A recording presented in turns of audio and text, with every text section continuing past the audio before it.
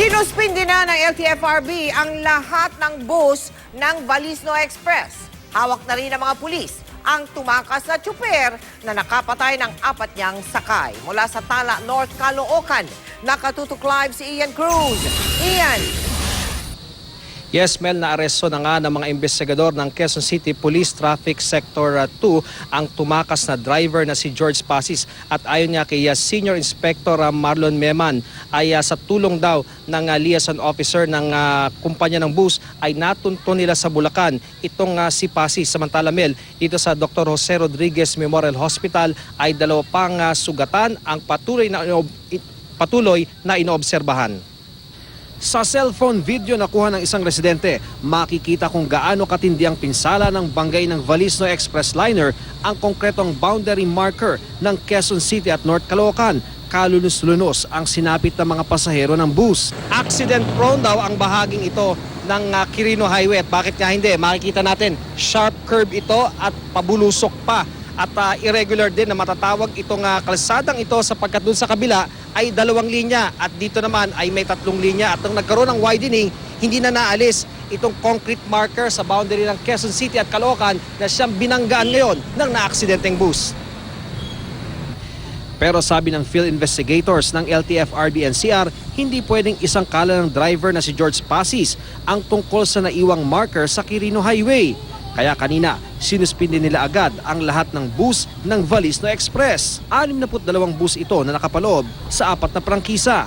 Ang nito, kung hindi siya mabilis na magpatakbo, may iwasan pa niya itong sinasabi niyang alleged sa obstruction sa daan. Ang Quezon City Police Traffic Sector 2, ang driver at opisina ng Valisno Express Liner ang tinutukan sa pag-iimbestiga, lalo pat ayon sa ilang pasahero, sobrang bilis daw nitong magpatakbo.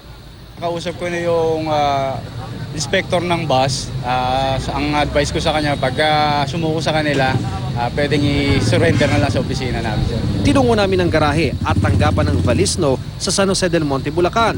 Nakausap daw nila ang ama at kapatid ni Pasis. Natakot lamang daw ang tsuper kaya sila tumakas, pero handa raw siyang sumuko. Sa takot niya, as in takot siya at gusto niyang makita yung mga anak muna. At pagkatapos nun ay susuko siya ng kusa sa amin. Wala talaga. As in talagang natakot siya dahil baka siya kuyugin doon sa lugar na yon. So, within a period of before 24 hours, isusurrender na namin siya doon. Umaangal naman ang mga tsuper at konduktor na nakausap namin. Sana raw ang prangkisa na lang na nakaaksidente. Unang-una, kamukha namin, may mga nag-aaral kaming mga anak. Sa nag-iisang nakagawa lang yan, at dami pa kami. Dito sa Dr. Jose Rodriguez Memorial Hospital sa Tala, North Caloocan, 2 ang nasawi at 14 ang sugatan, kabilang ang kapwa bus driver na si Ernesto Africa at Rochelle Cayas. Hindi pa po, wala pa pong, kagaya na pa po kami dito wala naman pong tulong na nanggaling po sa kanila Kanina pa nga po kami naghintay, meron po dito pumunta yung babae, nagtanong lang po.